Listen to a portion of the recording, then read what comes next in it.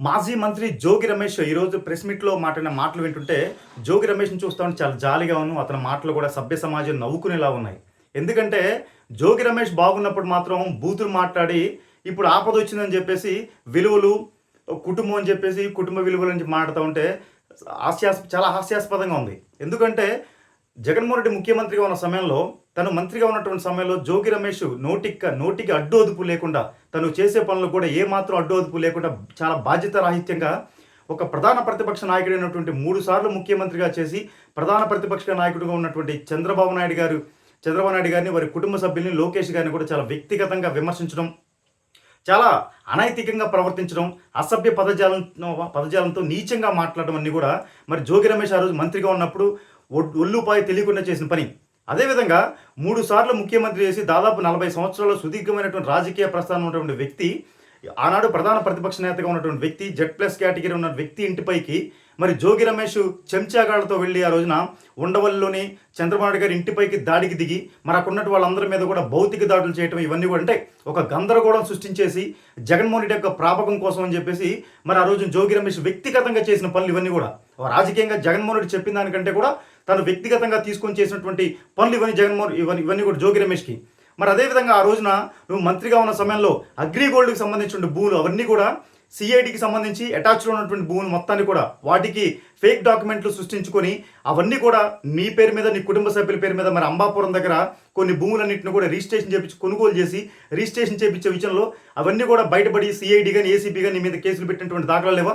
అంటే అగ్రిగోల్డ్కి సంబంధించి కొన్ని వందల ఎవరైతే ఆంధ్ర రాష్ట్ర వ్యాప్తంగా ఉన్నట్టు కొన్ని వందల మంది కూడా మరి అగ్రిగోల్డ్లో డబ్బులు పెట్టుకుని నష్టపోయిన పరిస్థితి, వాటికి సంబంధించి అటాచ్మెంట్ అయినటువంటి భూములకు సంబంధించి కూడా నకిలీ భూములు కొట్టేసి నీ కుటుంబ సభ్యులు మొత్తాన్ని కూడా దొంగ రిజిస్ట్రేషన్ చేసుకునే పరిస్థితిలో నువ్వు దొరికిపోయి నీ కుటుంబ సభ్యుల మీద కేసులు మాట వాస్తవం కదా? మరి అదేవిధంగా నకిలీ మద్యానికి సంబంధించి కూడా నువ్వు మంత్రిగా ఉండి కనీసం బాధ్యత లేదు నీకు. మరి ఆ రోజున మీ మద్యం మద్యం పాలసీని కూడా నువ్వు బేస్ చేసుకొని శుభ్రంగా ఎక్కడ తంబళ్లపల్లిలో కానీ లేకపోతే మొలకల్ చెరువులో కానీ నకిలీ మద్యం తయారీకి సంబంధించి కూడా ఎక్కడ తెలంగాణ రాష్ట్రమైనటువంటి హైదరాబాద్ నుంచి కూడా మరి దాంట్లో వాడే రకరకాల స్పిరిట్లు కానీ లేకపోతే బాత్రూమ్స్లో కానీ లేకపోతే వాష్రూమ్స్లో వాడేటువంటి కెమికల్స్ మొత్తం, అంటే ఒక వాసన రావడం కోసం, ఒక రుచి రావడం కోసం అని చెప్పేసి ఆ కెమికల్స్ మొత్తం తీసుకొచ్చి మరి మొలకల్ చెరువులో కానీ తంబళ్లపల్లిలో మద్యం తయారు చేపించి ఆ మద్యాన్ని అక్రమంగా ఇబ్రాహీంపట్నం తీసుకొచ్చి ఇబ్రాహీంపట్నంలో ఉన్నటువంటి దాని దగ్గరలో ఉన్నటువంటి కొన్ని వందల బెడ్ షాపులకి ఆ నకిలీ మద్యాన్ని నకిలీ బ్రాండ్తో సరఫరా చేసి మరి ఆ రోజునటువంటి ఎవరైతే మరి ప్రజలు ఉన్నారో వాళ్ళు ఆర్థికంగాను ఆరోగ్యంగాను నష్టపోయేలా చేసి చాలామంది ప్రజలు అనారోగ్యాల పాలై, హాస్పిటల్ పాలై, కొంతమంది చనిపోయిన పరిస్థితి. మరి నువ్వు చేసినటువంటి నకిలీ మద్యం తయారీకి సంబంధించి, నకిలీ రవాణాకి సంబంధించి కూడా మద్యం రవాణాకి సంబంధించి మరి అంతమంది ప్రాణాలు కోల్పోయి పెట్టి అంతమందిని కూడా హాస్పిటల్ పాలు చేసావు. అంటే నువ్వు చేసినవన్నీ తప్పులే.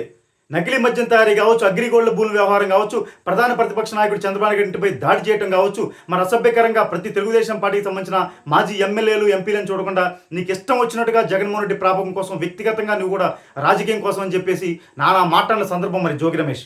ఈ రోజున మరి ఎప్పుడైతే అధికారం పోయిన తర్వాత సిట్ విచారణలో ఆ నకిలీ మద్యానికి సంబంధించి సిట్ విచారణలో నిన్ను దోషిగా పెట్టి దాదాపు 83 రోజుల పాటు కూడా నువ్వు జైలు సావాసం చేసి వచ్చిన పరిస్థితి నువ్వు, నీ తమ్ముడు. మరి అదే రకంగా కూడా నకిలీ మద్యానికి సంబంధించి సిట్ పూర్తి నివేదిక ఇచ్చిన పరిస్థితుల్లో, అదేవిధంగా అగ్రిగోల్డ్కి సంబంధించి కూడా సిఐడి కేసులకు సంబంధించిన విషయంలో వీటన్నిటి మీద కూడా మరి వ్యవహారం చేసుకుంటూ కూడా నువ్వు జైలు నుంచి బయటకు వచ్చిన తర్వాత తిరుపతిలో కూడా చంద్రబాబు నాయుడు గారిని, లోకేష్ గారిని అసభ్యకరంగా మాట్లాడిన సందర్భంలో ఇబ్రాహీంపట్నంలో నీ ఇంటిపైకి నువ్వే పెట్రోల్ సీసాలు పోయించుకొని నన్ను చంపేద్దామని వచ్చారు, లేకపోతే నా కుటుంబాన్ని, నా ఇల్లుని సర్వస్వం ధ్వంసం చేయాలని వచ్చారని చెప్పి తెలుగుదేశం పార్టీ వాళ్ళని చెప్పేసి మళ్ళీ నానా యాగి చేసుకున్నటువంటి వాదనలు కరెక్ట్ కాదా అని చెప్పి నేను అడుగుతున్నా జోగి రమేష్ని.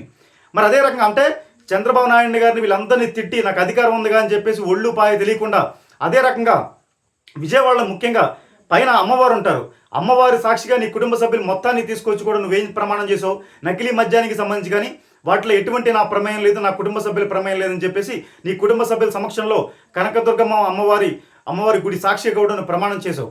మరి ఈ రోజున తప్పుడు పనులు చేస్తూ, నువ్వు తప్పుడు వ్యవహారాలు చేస్తూ విజయవాడ కనకదుర్గమ్మ అమ్మవారి మీద నువ్వు ప్రమాణం చేస్తే మరి ఒకప్పుడు అంటే తప్పు చేస్తే కొన్ని సంవత్సరాలు పట్టేది. మరి ఈ రోజున కలియుగం, మరి ఏ తప్పు చేసినా కూడా వెంటనే దానికి శిక్ష పడేటువంటిగా దేవుళ్ళు కూడా చూసే పరిస్థితి. మరి అందుకే నువ్వైతే కనకదుర్గమ్మ అమ్మవారికి మీద ఎటువంటి నమ్మకం కూడా లేకుండా ఏదో మీడియా ముందుగానే లేకపోతే ప్రజల ముందు ఏదో నమ్మించాలని చెప్పేసి నేను నా కుటుంబ సభ్యులు ఎవరు కూడా నకిలీ మద్యానికి సంబంధించిన దాంట్లో లేవని చెప్పేసి ఒట్టు వేసినటువంటి కొన్ని రోజుల్లోనే మరి నీ కుటుంబం నుంచే ఎక్కడో బయట నుంచి ఎవరో కూడా ఎవరైతే అధికార పార్టీకి సంబంధించి చంద్రబాబు గారు, లోకేష్ గారు లేకపోతే కూటమి ప్రభుత్వం నుంచి వేరే వాళ్ళు ఎవ్వరు రాలేదు. నీ కుటుంబం నుంచే నువ్వు ఎవరైతే అమ్మవారి మీద తప్పుడు ప్రమాణం చేశావో ఆ అమ్మవారు నీ కోడల రూపంలో వచ్చి నీ కుటుంబానికి సంబంధించినటువంటి గుట్టును మొత్తాన్ని కూడా రట్టు చేసి నీ కొడుకు గురించి కానీ లేకపోతే నీ గురించి కానీ నీ భార్య నీ కుటుంబ సభ్యుల గురించి కానీ మొత్తాన్ని కూడా గుట్టు రట్టు చేసి నీ కుటుంబాన్ని మొత్తాన్ని కూడా బజారు పడేలా చేసింది విజయవాడ కనకదుర్గమ్మ అమ్మవారు. ఆ అమ్మవారే నీ కోడల రూపం మేఘన రూపంలో వచ్చింది తప్ప ఎవ్వరు దీంట్లో బాధ్యులు కాదు. ఎవ్వరికి ఎటువంటి కుటుంబాల్లోకి వచ్చి గొడవలు పెట్టేటువంటి నీచమైన సంస్కృతి తెలుగుదేశం పార్టీ కానీ చంద్రబాబు గారికి కానీ లోకేష్ గారికి కానీ కూటమి ప్రభుత్వానికి లేదు అని చెప్పి సందర్భంగా తెలియజేస్తున్నా. మరి నీ కొడుకు రాజీవ్కి సంబంధించి నీ కోడలు మేఘన మరి వారిద్దరికి పెళ్ళైనటువంటి కొన్ని నెలల సమయంలోనే వారిద్దరి మధ్య కూడా సెక్సువల్గా ఎటువంటి వ్యవహారం జరగలేదని, అతను సుఖ సంసారానికి పనికిరాడని, అతను 0.5 గాడని చెప్పేసి లేకపోతే అతను మాడాగాడని చెప్పేసి నీ కోడలే బయటకు వచ్చి దాదాపుగా కొన్ని 14 నెలల పాటు కూడా అమ్మాయి నరకం అనిపించాను నేనని చెప్పేసి బయటకు వచ్చి ఇబ్రహీంపట్నం పోలీస్ స్టేషన్లో కేసు నమోదు చేసిన సందర్భంగా ఆవిడ పోలీసులతో పంచుకున్నటువంటి వివరాలు. మరి అదే రకంగా ఇప్పుడు నువ్వు ఒక మాజీ ఎమ్మెల్యేవి, మరి మాజీ మంత్రివి, వైఎస్ఆర్ కాంగ్రెస్ పార్టీలో మరి జగన్మోహన్ రెడ్డికి రైట్ హ్యాండ్గా ఉండే వ్యక్తివి, చాలా రాజకీయ ఇన్ఫ్లుయెన్స్ ఉన్న వ్యక్తివి. మరి నీకు కోడలుగా ఉన్నటువంటి వ్యక్తి బయటకు వచ్చి కేసులు పెట్టాలన్నా లేకపోతే నీ మీద పోరాటం చేయాలన్నా కూడా ఎవరి దగ్గరికి వెళ్ళాలి? జగన్మోహన్ రెడ్డి దగ్గరికి వెళ్తే నీకు సపోర్ట్ చేయడు. ఎందుకంటే జగన్మోహన్ రెడ్డి ఎప్పుడు కూడా బాధితుల వైపు ఉన్నాడు, నిందితుల వైపే ఉంటాడు, అందువల్ల నీ వైపే ఉంటాడని చెప్పి స్థానిక శాసనసభ్యులైనటువంటి వసంత కృష్ణ ప్రసాద్ గారి దగ్గరికి వెళ్ళి మరి సాయవాడంలో తప్పే ఉంది. ఒక మేఘనాతో పాటు అతని తల్లి, ఆమె తండ్రి, వాళ్ళ కుటుంబ సభ్యులందరూ కూడా వెళ్ళి మరి స్థానిక శాసనసభ్యులు కాబట్టి అధికారం ఉన్న పార్టీ కాబట్టి ఖచ్చితంగా స్థానిక ఎమ్మెల్యే దగ్గరికి పోవడం తప్పే ఉంది. అలాగే వెళ్ళి వసంత కృష్ణ ప్రసాద్ గారి దగ్గరికి వెళ్ళి అక్కడ నుంచి ఆయన ద్వారా కొంచెం సహాయం చేయమని అడుగుంటారేమో. అడగటంలో తప్పే ఉంది, ఆయన సాయం చేయడంలో తప్పే ఉంది. నీలాంటి ఒక రాజకీయ ఇన్ఫ్లుయెన్స్ ఉన్న వ్యక్తిని మరి ఎదుర్కొనాలంటే, ఒక మేఘన లాంటి సాదాసీదా అమ్మాయి ఆమె కుటుంబ సభ్యులు ఎదుర్కోవాలంటే ఖచ్చితంగా మా మైలవరం శాసనసభ్యులు లాంటి వాళ్ళు, స్థానిక శాసనసభ్యులు ఎవరైతే ఉన్నారో వసంత కృష్ణ ప్రసాద్ గారిని ఆశ్రయించడంలో తప్పులేదు. అదేవిధంగా మరి పోలీస్ స్టేషన్కి వచ్చి ఆవిడ పడినటువంటి బాధలు, మానసికంగా శారీరకంగా మీరు పెట్టినటువంటి హింసలు, ఆ టార్చర్ మొత్తం కూడా 14 నెలల పాటు నేను అనుభవించాను. నన్ను చంపడానికి వచ్చారు, నన్ను కుటుంబ సమేతంగా భౌతిక దాడులు చేశారు, నన్ను చంపేద్దాం అనుకున్నారు, దిండు పెట్టి నన్ను చంపబోయారని చెప్పేసి సెక్సువల్గా ఎటువంటి విషయము లేదు అతని దగ్గర. మళ్ళీ ఈ రకంగా నన్ను మానసికంగా కట్నం కోసం కూడా వరకట్న వేధింపులు కూడా చేస్తున్నారని చంపేస్తా అని చెప్పేసి ఆ అమ్మాయి స్వయాన బయటకు వచ్చి చెప్పింది తప్ప ఆ అమ్మాయిని ఇంట్లోంచి ఎవరు కూడా, నీ ఇంటి దగ్గర నుంచి ఎవరు కూడా తీసుకొచ్చి లోకేష్ గారు, చంద్రబాబు నాయుడు గారు, వసంత కృష్ణ ప్రసాద్ గారు లేకపోతే మహాన్యూస్కి సంబంధించినటువంటి వంశీ గారు బయట తీసుకొచ్చి పోలీస్ స్టేషన్ కేసు పెట్టచ్చలేదు మా రమేష్. అది గుర్తుపెట్టుకోవాలి నువ్వు. అదే రకంగా అమ్మాయి వచ్చి మరి ఆ వీడియోలో కూడా నీ కొడుకు కూడా ఆ వీడియోలోకి సంబంధించి మీ ఇంట్లో జరిగిన వీడియోస్ మొత్తం కూడా ఎలా బయటకు వచ్చాయి? మరి నువ్వు బయట పెట్టించావా? ఎవరు బయట పెట్టి? నీ కుటుంబ సభ్యులు బయట పెట్టారా లేకపోతే ఎవరు బయట పెట్టారో చెప్పాలి. ఎందుకంటే నీ కొడుకు కూడా నాకు జరిగింది, నీకు నాకేం సంబంధం లేదు, వెళ్ళిపో. నీకు గాయం అయితే ఆ గాయానికి నా కారకుండంటే మరి వాళ్ళు ఎవరైతే మేఘన కుటుంబ సభ్యులందరూ కూడా నీ కొడుకు మీదకి వచ్చినప్పుడు నీ కొడుకు రూమ్లో తీసుకుపోయిన మాట వాస్తవం కదా. అలాగే నువ్వు నీ భార్య కూర్చున్నప్పుడు కూడా మరి వాళ్ళ కుటుంబ సభ్యులు ఎవరైతే ఉన్నారో మేఘన కుటుంబ సభ్యులు వీళ్ళందరూ కూడా మేఘన కూడా మాట్లాడుతూ ఉంటే నిమ్మకు నీరెత్తినట్టుకున్నావు తప్ప ఒక్క మాట కూడా మాట్లాడలేని పరిస్థితి. ఎందుకంటే నీ కొడుకు దగ్గర నిజంగా తప్పు ఉంది కాబట్టి ఆ తప్పును అమ్మాయి బయట ప్రపంచానికి ఈ రోజున తెలిసి ఆ అమ్మాయితో పాటు అంటే నీ కొడుకు చేసే మానసికమైన టార్చర్ కంటే కూడా, అంటే శారీరకమైన టార్చర్ కంటే కూడా మీరందరూ మీ కుటుంబ సభ్యులు, మీ తమ్ముడు భార్య, మీ తమ్ముడు కొడుకులు వీళ్ళందరూ కలిసి చేసినటువంటి మెంటల్ టార్చర్ అమ్మాయిని బాగా బాధించింది కాబట్టి అమ్మాయి బయటకు వచ్చి మరి రోజున బాహ్య ప్రపంచానికి జోగి రమేష్, అతని కుటుంబ సభ్యులు, మరి అలాగే జోగి రాజు నీ కొడుకైనటువంటి వ్యక్తి గురించి అన్ని నిజాలు కూడా బయటికి చెప్పినప్పుడు దానికి చంద్రబాబు నాయుడు గారు ఏం చేస్తారు, లోకేష్ గారు ఏం చేస్తారు, మహాన్యూస్ వంశీ గారు ఏం చేస్తారు, social media TDP, social media ITDP ఏం చేస్తుంది? నీ కొడుకు సంబంధించిన నీ కుటుంబంలో జరిగిన వీడియోలు మొత్తం కూడా బయటకు వచ్చాయి. అవి సోషల్ మీడియాలో వైరల్ అవుతున్నాయి. ఖచ్చితంగా వైరల్ అయ్యే వీడియోలు మొత్తం కూడా సోషల్ మీడియా తీసుకుంటుంది, అలాగే మీడియా తీసుకుంటుంది, ప్రతి ఒక్కరు కూడా ప్లే చేస్తారు. దానికి మహాన్యూస్ వంశీ గారు చేసిన తప్పేంటి? మహాన్యూస్ వంశీ గారు ఒక జోగి రమేష్ గారు ఒక్కడి మీదనే మహాన్యూస్ వంశీ గారు ఫోకస్ పెట్టారా? నువ్వు ఇంత ఈ రాజకీయ ఇన్ఫ్లుయెన్స్ ఉన్న ఒక మాజీ మంత్రివి, ఎమ్మెల్యేవి, వైఎస్ఆర్ కాంగ్రెస్ పార్టీలో చాలా పెద్ద పొజిషన్ ఉన్న వ్యక్తివి, జగన్మోహన్ రెడ్డికి అత్యంత సన్నిహితుడివి. మరి నీకు సంబంధించిన ఒక వీడియో బయటకు వచ్చినప్పుడు, నీకు సంబంధించిన కుటుంబ సమస్య బయటకు వచ్చినప్పుడు అది 4 గోడల మధ్యలో ఉంటే కుటుంబ సమస్యగా ఉంటుంది.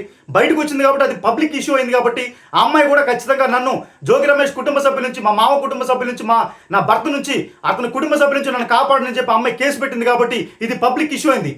లేకపోతే ఇది ఖచ్చితంగా మీ 4 గోడల మధ్య మీ ఫ్యామిలీ కుటుంబ ఇష్యూనే మీకు ఫ్యామిలీ సమస్యగా మిగిలిపోయి తప్ప పబ్లిక్ సమస్యగా అయ్యేది కాదు. అదొకసారి గుర్తుపెట్టుకోవాలి. చంద్రబాబు నాయుడు గారు కానీ లోకేష్ గారు కానీ విలువల గురించి విలువలతో ఉంటారు. ఎప్పుడైనా కూడా అడ్డగోలుగా అసభ్యకరంగా ఎవరైనా మాట్లాడరు.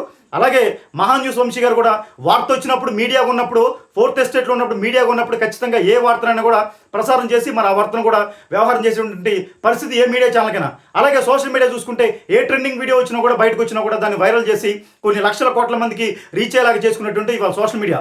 నువ్వు అదే మీడియాను వాడుకుంటున్నావు, అదే సోషల్ మీడియాను వాడుకుంటున్నావు. మరి ఇవన్నీ చేసినప్పుడు తప్పు లేదా? నువ్వు అడ్డగోలుగా తిట్టినప్పుడు, ఆ వీడియోలు మొత్తం కూడా వైరల్ అయినప్పుడు, చంద్రబాబు నాయుడు గారి ఇంటిపై దాడికి దిగినప్పుడు, అగ్రిగోల్డ్ భూములు దొబ్బేసినప్పుడు, నకిలీ మద్యాన్ని నువ్వు తయారు చేసి సరఫరా చేసినప్పుడు, కొన్ని వందల కోట్ల రూపాయలు నువ్వు డబ్బు సంపాదించినప్పుడు అప్పుడు సోషల్ మీడియాలో కానీ మీడియాలో కానీ అప్పుడు వైరల్ అవ్వలేదా? అప్పుడు నువ్వు వైరల్ అయ్యేలా చేసుకోలేదా అని చెప్పి సందర్భంగా అడుగుతూ, నీ కుటుంబ వ్యవహారం సాక్షాత్తు కనకదుర్గమ్మ అమ్మవారి మీద నువ్వు కనకదుర్గ అమ్మవారి మీద ప్రమాణం చేసి అన్ని తప్పులు చెప్పావు. అందుకనే కనకదుర్గమ్మ అమ్మవారి కలియుగంలో నీ కోడలు మేఘన రూపంలో బయటకు వచ్చి మరి నీ కుటుంబంలో ఉన్నటువంటి గుట్టు మొత్తాన్ని కూడా, నీ కొంపరి మొత్తాన్ని కూడా బయటపెట్టిన పరిస్థితి ఈరోజు విజయవాడ కనకదుర్గమ్మ అమ్మవారు తప్ప, నీ కోడలు మేఘన రూపంలో వచ్చింది తప్ప ఎవ్వరు చంద్రబాబు నాయుడు గారు, లోకేష్ గారు, మహాన్యూస్ వంశీ గారు, తెలుగుదేశం పార్టీ, సోషల్ మీడియా ఎవ్వరు కూడా దీంట్లో ఏ భాగం లేని చెప్పి, మాకు ఎటువంటి సంబంధం లేని చెప్పి సందర్భంగా తెలియజేస్తూ, నీ కొంపలో వచ్చినటువంటి కొంపడిని నువ్వు చల్లార్చుకొని అప్పుడు బయటకు వచ్చి ప్రెస్ మీట్ పెట్టాలి. కానీ నీ కొంపలో కొంపటిని చల్లార్చకుండా బయటకు వచ్చి నువ్వు విలువలు వంకాయలనే మాటలు మాట్లాడి నీకు ఇప్పటికే విలువ ఉన్నది పోయింది, ఇంకా ఉన్నదాన్ని కూడా పోగొట్టుకోవద్దని చెప్పి జోగి రమేష్కి మరోసారి హెచ్చరిస్తున్నా.